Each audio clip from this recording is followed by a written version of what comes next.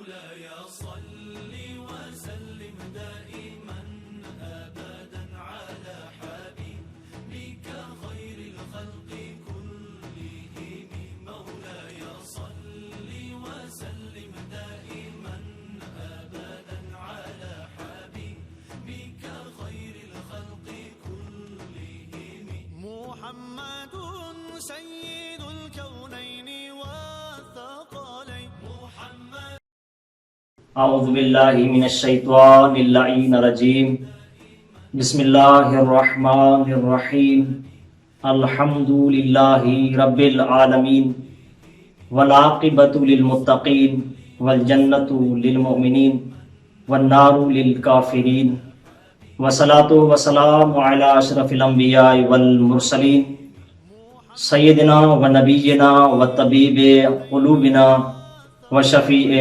ذنوبنا مولانا و مولا الثقلین جد الحسنین ابی القاسم محمد وآلہ الطیبین الطاہرین المعصومین المظلومین المنتخبین المنتجبین ولعنۃ اللہ علی اعدائہم اجمعین اما بعد فقد قال اللہ تبارک و تعالی بسم اللہ الرحمن الرحیم یا ایہا الذین آمنوا کتب علیکم الصیام کما کتب علی الذین من قبلکم لعلکم تتقون۔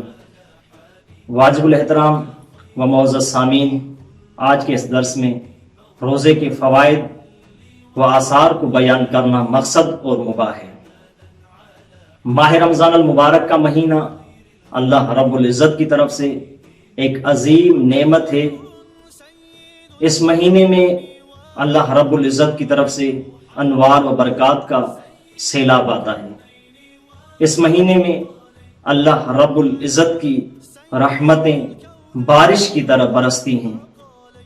یہ واحد مہینہ ہے جس مہینے میں سونا عبادت ہے، سانس تسبیح کا ثواب رکھتا ہے، اعمال و عبادات قبول ہوتے ہیں، دعائیں مستجاب ہوتی ہیں، اور اس مہینے میں آسمان کے دروازے کھل جاتے ہیں، اللہ کی رحمت کے دروازے کھل جاتے ہیں، بہشت کے دروازے کھل جاتے ہیں، جہنم کے دروازے بند کیے جاتے ہیں۔ یہ وہ مہینہ ہے جس مہینے میں ایک ایسی شب ہے جس شب کی عبادت 1000 مہینوں کی عبادت سے افضل ہے۔ ماہ رمضان المبارک کے بہت سارے انوار ہیں، برکات ہیں۔ ان برکات اور انوار کے ساتھ ساتھ اللہ رب العزت نے ہمیں ماہ رمضان المبارک کے روزے رکھنے کا حکم دے کر رکھا ہے۔ اللہ تبارک و تعالیٰ کو ہمارے بھوکے اور پیاسے رہنے سے کوئی غرض و غایت نہیں ہے۔ اگر اللہ رب العزت نے ہمیں روزوں کا حکم دیا ہے تو ان میں ہمارے ہی فوائد ہیں۔ روزوں کے بہت سارے فوائد ہیں جن پر علماء اکرام نے کتابیں لکھی ہوئی ہیں، جن میں ہمیں روزے کے معنوی، جسمانی اور روحانی فوائد ملتے ہیں۔ ان فوائد میں سے ایک ایسا فائدہ ہے کہ جس کا ذکر اللہ رب العزت نے قرآن کریم میں فرمایا ہے۔ اللہ رب العزت ارشاد فرماتے ہیں، یا ایھا الذین آمنوا کتب علیکم الصیام کما کتب علی الذین من قبلکم لعلکم تتقون۔ اللہ تبارک و تعالیٰ ارشاد فرماتے ہیں، اے ایمان والو، روزوں کو تم پر واجب قرار دیا گیا ہے جیسا کہ امت گزشتہ پر روزوں کو واجب قرار دیا گیا تھا تاکہ تم متقی بن جاؤ۔ یہ روزے کا سب سے بڑا فائدہ ہے کہ روزہ انسان کو متقی بناتا ہے۔ متقی شخص کو اللہ رب العزت بہت پسند کرتا ہے۔ متقی شخص کو ائمہ معصومین علیہم السلام بہت پسند کرتے ہیں۔ متقی شخص کے لیے دنیا و آخرت میں برتری ہے، متقی شخص کے لیے دنیا و آخرت میں سعادت ہے۔ قرآن کریم میں اللہ رب العزت ارشاد فرماتے ہیں، ہدی للمتقین، اور جو ہدایت ہے وہ متقین کے لیے ہے۔ تو روزہ انسان کو متقی بناتا ہے، اور جو متقی بن جاتا ہے ان کے لیے ہدایت ہوتی ہے، اور جو راہ ہدایت کو اختیار کرے وہ آخرت میں کامیاب و کامران ہو جاتا ہے۔ تو سامعین گرامی، یہ پہلا روزے کا فائدہ تھا کہ روزہ انسان کو متقی بناتا ہے۔ دوسرا روزے کا فائدہ یہ ہے کہ روزے سے تزکیہ نفس ہوتا ہے۔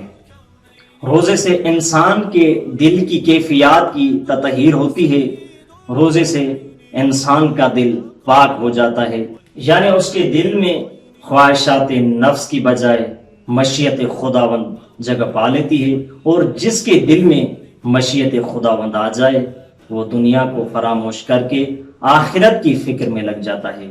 سامعین گرامی اور ائمہ معصومین علیہم السلام بھی ہمیں یہی درس دیتے گئے ہیں کہ تم دنیا کی فکر سے نکل جاؤ، آخرت کی فکر کرو، اس لیے کہ وہ تمہارے لیے ابدی ہے، یعنی ہمیشہ رہنے والی جگہ ہے۔ تو دوسرا فائدہ یہ ہوا کہ روزے سے انسان کا دل پاک ہو جاتا ہے، روزے سے انسان کے دل کی کیفیات کی تطہیر ہو جاتی ہے۔ تیسرا فائدہ یہ ہے کہ روزہ انسان کے اندر صبر و استقامت کے جذبات کو پیدا کرتا ہے، روزہ انسان کو بھوک پیاس برداشت کرنے کی مشق کرواتا ہے۔ دیکھیے ایک انسان ہے جس کے پاس ایک دن کھانے اور پینے کے لیے سب کچھ ہے، مگر ایک دن آتا ہے کہ اس انسان کے پاس کھانے اور پینے کے لیے کچھ نہیں ہوتا، اور اللہ رب العزت نے ہمارے اوپر روزوں کو اس لیے واجب قرار دیا ہے تاکہ اگر آپ کے اوپر ایسا وقت آ جائے، یعنی آپ کے پاس کھانے کے لیے کچھ نہ ہو پینے کے لیے کچھ نہ ہو، تو تم صبر کرنا، استقامت کے ساتھ رہنا اور میرا شکر ادا کرنا۔ اور ایسے اوقات میں جب انسان کے پاس کچھ کھانے اور پینے کے لیے نہ ہو اور اللہ کا شکر ادا کرے تو اس انسان کے لیے بڑی کامیابی ہے۔ روزے کا چوتھا فائدہ یہ ہے کہ روزے سے انسان کی مشکل آسان ہو جاتی ہے، جیسا کہ حضرت امام جعفر صادق علیہ الصلوۃ والسلام ارشاد فرماتے ہیں کہ جب بھی تم پر مشکل آ جائے تو تم روزہ رکھنا، تمہاری روزے سے مشکل آسان ہو جائے گی۔ پانچواں فائدہ یہ ہے کہ روزہ انسان کی صحت کا ضامن ہے، روزے سے انسان کی جسمانی امراض ختم ہو جاتے ہیں۔ روزے کا پانچواں فائدہ یہ ہے کہ روزہ انسان کی صحت کا ضامن ہے، روزے سے انسان کے جسمانی امراض ختم ہو جاتے ہیں۔ بسا اوقات زیادہ کھانے پینے کی وجہ سے جن انسان کے بدن کے جسمانی فضلات بڑھ جاتے ہیں، ڈاکٹر حضرات ان کو کم کھانے کم پینے کبھی کبھار فاقہ کرنے کی ترغیب دیتے ہیں تاکہ تم مختلف بیماریوں سے بچ سکو۔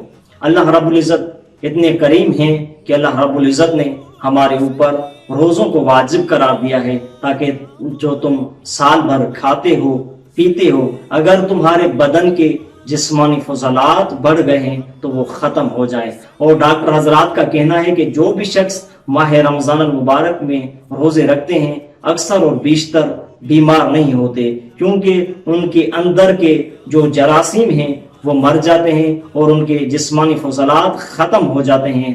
اور یہی وجہ ہے کہ نبی کریم صلی اللہ علیہ وآلہ وسلم اصول کافی کی جلد 4 میں ارشاد فرماتے ہیں لِكُلِّ شَيْءٍ زَكَاةٌ وَزَكَاةُ الْعَبْدَانِ الصِّيَامُ۔ نبی فرماتے ہیں کہ ہر شے کی زکوٰۃ ہوتی ہے اور جو بدن کی زکوٰۃ ہے وہ روزہ ہے۔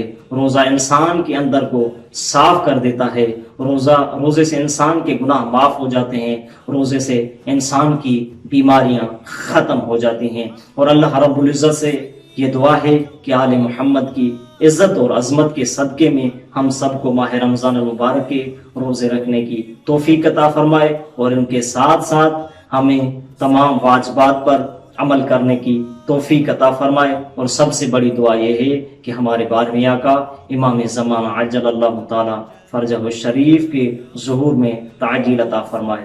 ربنا تقبل منا انک انت السمیع العلیم برحمتک یا الرحمن الرحیم۔